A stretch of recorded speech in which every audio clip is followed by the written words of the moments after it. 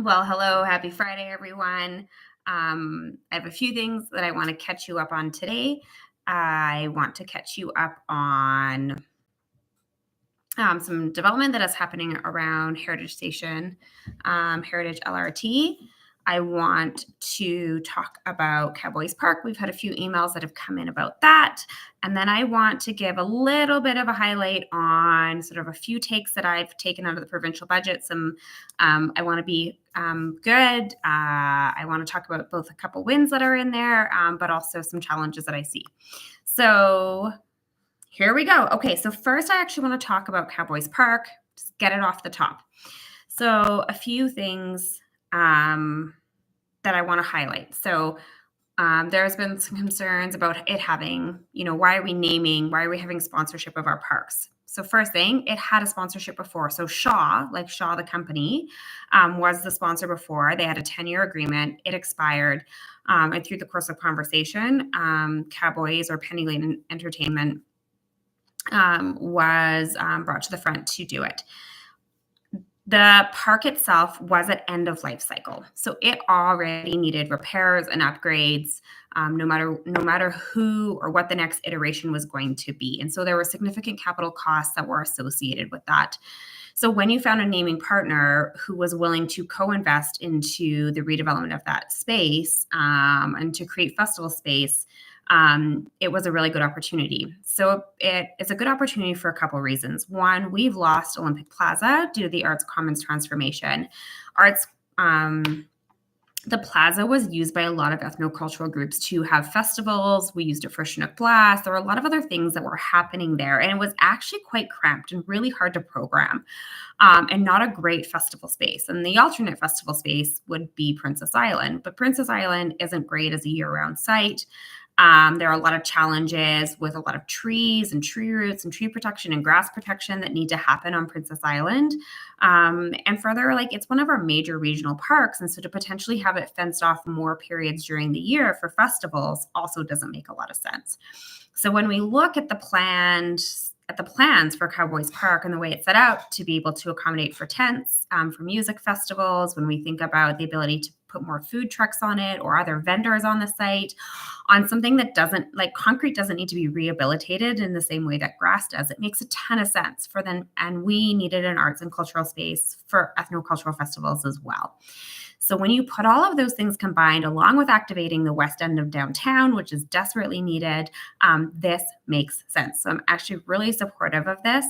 And I actually just wish they would have called it Penny Lane Park. That was my comment. They wanted to call it Cowboys Park. But this is a good thing for Calgary. This is a good thing for our arts and festival scene and our cultural scene. I think that we'll actually get better and more activation out of this site than we would even out of Olympic Plaza. So great. This is actually really super fantastic. I'm super supportive of it. Let's pivot. Let's talk about Heritage Station redevelopment. There are 5 active applications happening in and around Heritage Station LRT. So there are the 2 additional towers in the London project. There is the site, if you grew up in Calgary, you knew it as the Bonsai Waterslide site, but it is really just the site where the Christmas tree lot was for a number of years, empty site on the corner of Heritage McLeod. To the east of it, where the London Drugs is, there is a development permit in for a large tower there. And then where the old YMCA site is, there are 2 active applications on that site for 2 6-story buildings. That's a lot. That's a really, really big deal. Now, I toot my own horn a little bit because part of the reason some of these applications are coming through is because I've been champions of that. I've been talking about wanting to have these things. The old YMCA site originally, we were just trying to put it out to market. It wasn't working. And I really, really pushed for affordable housing on that. Now we're getting affordable housing on that. I worked with the Y to try to get them to release their site. And so now those projects can work in tandem. So that's a big deal when you have someone who wants to push for things. Similarly, the old Waterslide site and the London Towers, I was pushing really hard and having conversations to try to get some applications to move forward. It is important when you have a councillor who is and sees the value of development in and around an area, because then developers step up because they know that you're going to support them through the project. That's really important. That brings investment into our city. So it's not a coincidence. And I'm happy to be working through it, and I will continue to work through the community. Now, as well, a couple other projects that are happening. There is a 5A network project. So there is a bike route along Haddon Road right now. There is an active engagement that's doing basically all the way that entire north-south bike route. There's also they're looking at mobility along Horton Road, so along in front of the London Towers. And the water slide site, I don't know what they're going to call it yet. So I'm just going to keep calling it the water slide site. So there's that there. So all of this investment is coming. Now, do we need a heritage station master plan? We totally do. Can we delay applications till we have that? No, we can't. So here's why. A heritage station master plan could take, just to develop, 2 years. Now, guess what? I did support money in the budget to do those things. So I supported money in the budget to do those master plans. And I also supported money in the budget to go to CMLC. So we actually have two buckets of funding for TOD to do station master planning. But station master planning doesn't necessarily mean redevelopment. What it really means is what would specifically go on those sites.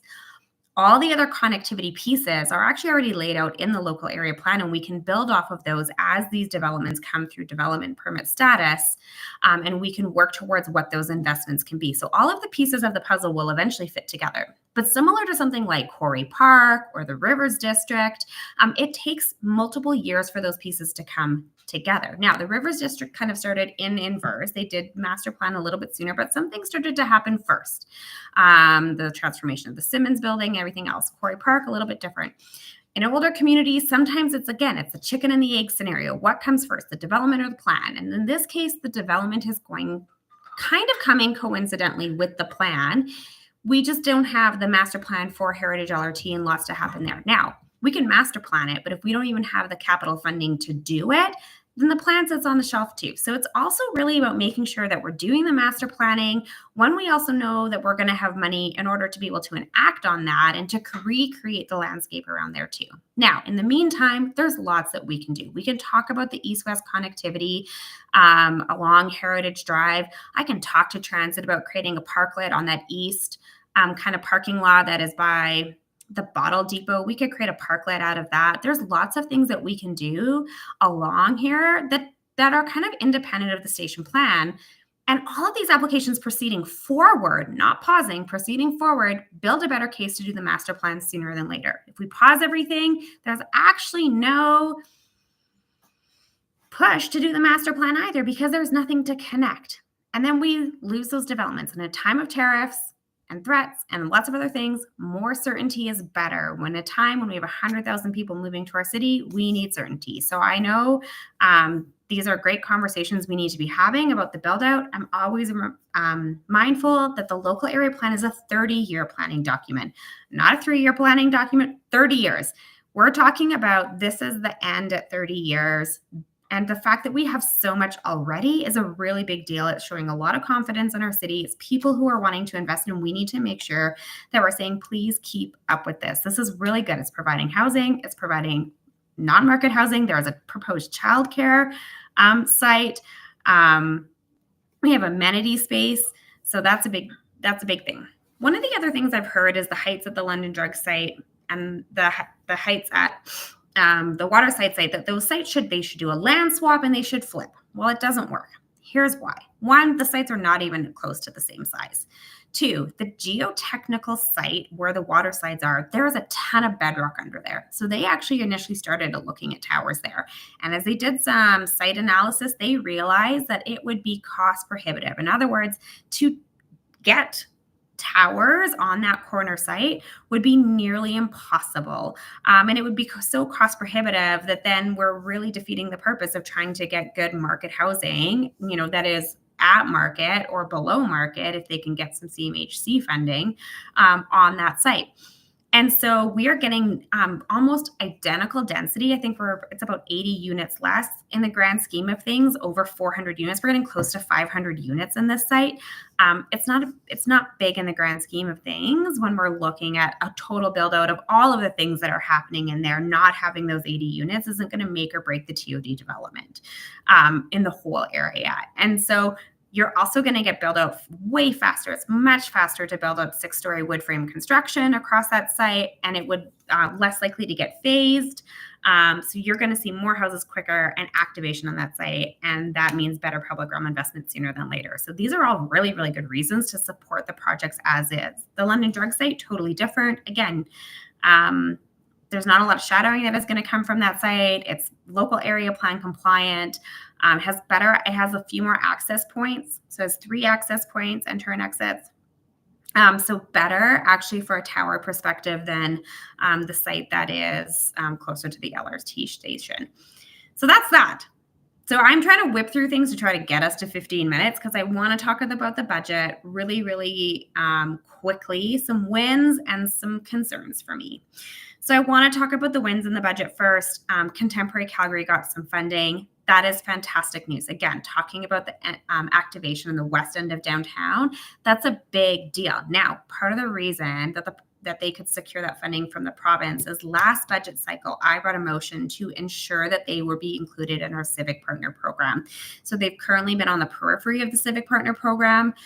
They knew that in order to secure funding from the provincial government and some other private donors and entities and philanthropic money, they needed to be in our Civic Partner Program. So I pushed for that, got them included in our Civic Partner Program as part of budget, whoop, whoop, supported by my council colleagues. I'm always thankful. It's never just one person who does the work. Everyone saw the value in it, and now they are getting funding for transformation from the provincial government. And it also then that provincial money allows them to chase federal money, which is really fantastic, and also able to chase like foundation money and charity money. So it's a really great news story that it's coming out of the budget. And so kudos, thank you so much to Minister Furr for that.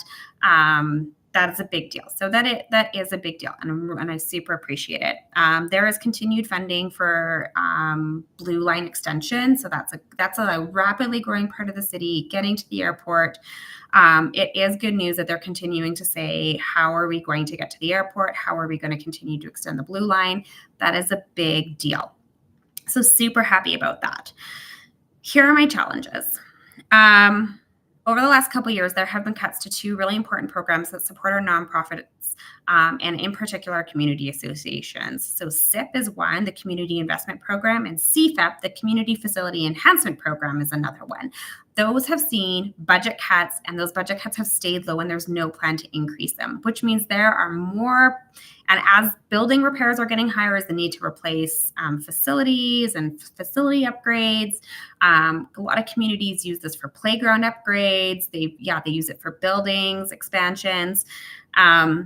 Without as many dollars, it's going to be more competitive, and especially in an environment where the cost to do these projects are rising and you have like stagnant dollars, it becomes really, really challenging for communities to access that funding and to get the funding that they need in order to take on these community improvement projects or to do operational programming that they're using this funding for. So that is challenging. It's especially challenging because some of that money comes out of like AGLC and gambling. And so I have questions. So I'm actually going to ask for a meeting with Minister Furr on this one. I want to have a conversation about it because I do think it's important to have that conversation about why we've decreased that funding. I know that there's it's not well talked about, but sort of some thoughts on like how most nonprofits should be social enterprises. So they should have like a revenue generating stream, which is, I think, one of their reasons for decreasing this funding. But like that is never going to be the case for all nonprofits. Not all nonprofits have the capacity to do revenue or to do revenue like to the point where like they would not need this funding. I'm also mindful that all nonprofits are essentially entities of the province through the Societies Act. And so if you're not funding your entities, your nonprofits who are serving community, I find that problematic. I know that's my values, but I find it problematic. The other big cut for me is FCSS. So while the program didn't receive a cut, I have been advocating for indexing of FCSS since I joined council. So FCSS is Family Community Support Services. It is preventative social services. We know that for every dollar spent on prevention, we save $7 on the backside. So in a time where we have a provincial government investing more and more on this recovery side, maybe I didn't need to put it in air quotes, but on the recovery side, they're building facilities They are investing in mental health, which is good. Like there are investments that need to happen there, but they're not coinciding with the preventative investments. And that's problematic. So the way the FCSS program works is the funding formula should be 80% province, 20% municipality. Right now, most municipalities are at 25%. New data out of the U of A, so we've been working, so I sit on the association board for the FCSS. 43% of the respondents, and I don't know that everybody responded, so I don't want to say all programs. So 43% of municipalities, though, across the province are spending over 30%. So what's happening is the cost to run these programs, because wages have gone up, the cost of programming has gone up, the cost to deliver these and there's more people and it's more complex. And there's lots of people seeking these services. I don't know of an area that doesn't have full programs, that isn't being asked for more programs. So when, and so there's an imbalance. And so right now, indexed, if it was even just indexed to population plus inflation, FCSS province-wide should be getting about $161 million a year. Now, sometimes the government will use the excuse, well, if we give you more, you'll just have to match it. But remember that earlier stat, we're already at 25 to 35% of funding for these programs anyway. So it's really it's not even helping to grow the program. It's actually just trying to reduce the financial burden on the municipalities of the additional money that they are paying into it. So if municipalities went down to their 20% share, we would see massive funding cut to programming, and we would see programming loss. And that's not where we want to be at. So my challenge is that we are not also investing in prevention. We've been hammering this drum for 3 years. We got a $5 million increase in the 2023 budget. So 2022 to 20. So, but we're talking 105 to 161. It's a $55 million gap. It's not okay. It's not okay to not invest in prevention while you're not similarly investing in both the intervention and the recovery programs. And I will stand on that soapbox. So we continue to advocate with Alberta municipalities. We continue to advocate as an association on that. It's been 3.5 years of my life trying to have conversations with the minister about this. There are conversations around some funding for housing. I need to deep dive into that a little bit. There is maybe some encouraging news on there. I'm not sure that it is enough, but I have to do a deep dive there and talk to some of my other housing provider friends to have a conversation about that. So, and the only other thing I'll say is the increase to property tax. So the education property tax. The provincial government has lots of ways to generate revenue: income tax, sales tax, and then of course education property tax. The challenge when you put a tax increase on property taxes, and I'm not saying that it is entirely bad, but when property taxes are basically pretty much the sole revenue generation or taxation tool that municipalities have, it actually makes it harder for us to increase taxes because that's our sole thing. And then we know that it's sort of a compounding effect on residents. And so it really puts municipalities in a really, really tough position. And then plus the education component around it. Not everyone's systems have the ability to break out what is the provincial requisition and what is the municipal requisition. Calgary is able to do that, but not all municipalities are. And not everyone knows that it's different, right? That even the education property tax doesn't go directly to the city. So lots of education and work to be done around that, and basically just around, how the province collects revenue compared to how municipalities do, and then how that returns to municipalities. And is that fulsome returning to the build out of schools, but is it also fulsome returning to the operation of those schools? And so when I think about the number of support workers who are on strike right now because school budgets haven't been increased from the province, so the school budgets don't have the money to give the raises that these people are asking for, that's problematic. And so if the dollars are flowing through, if they're actually following through, that's good. But it's really the per capita student, when you totally look at it overall, isn't following through. The per capita per student isn't going up. And so it creates a lot of other problems. So that is it. That's my hot take on the budget. I knew I would be a little long today, so 20 minutes. Get outside this weekend, go to one of our most beautiful parks, jump in the puddles, have fun. I know it is absolutely muddy out there, but it's fun to jump in puddles too and just embrace the playful side of life. So have a great one.